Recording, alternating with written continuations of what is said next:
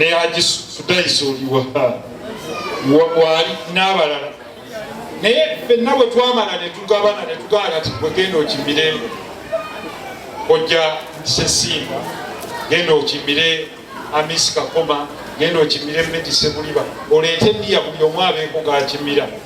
Naye abantu abasigaddewo njagala okibajjukiza kino bannange nti ebintu bino byonna tubikola naye bwe tutaaleke muntu yenna alina sacrifice egamba nti eyandekera ebintu bino nyina ibaada gyensobola omukolera naye naafunamu,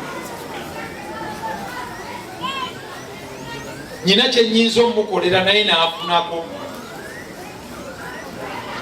Ekinnuma ku mutima gwange is people sitting in comfort nga batudde gavana Mulya kugirya buli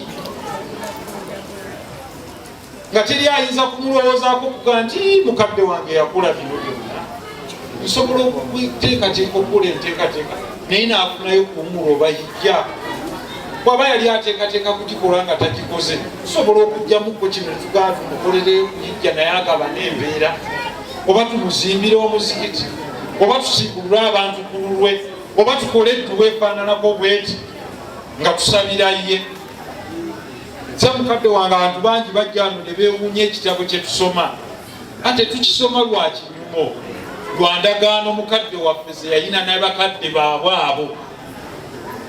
Tukimanyi bulungi nti waliwo abaana nga baayonooneka nga bo tebakyasobola kusabira bakadde baabwe, ffe ne tunyweza kuli omukwano nabali tutambuze nabo basobole okufunako mu mpeera ze.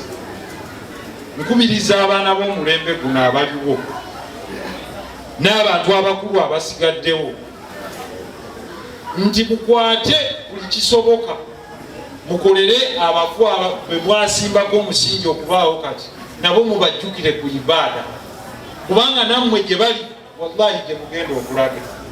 Naye kakube mubagenda kutuula nga byobadde olafuubana nti ndekera baana batemeeteme omulala agenda anywemu omwenge, kubanga teyakula kakongo okikola ng'olafuubanira oli eyagenda okulaba nga omukolera kino, kubanga kyalaba okola kyagenda okukola kyennyini. Naye bwe tunaaba bino tubikola Sebo Super Supreme Mufti n'abaana baffe bagenda kubikola, ne baganda baabwe bagenda kubikola n'abalijjo oluvannyuma.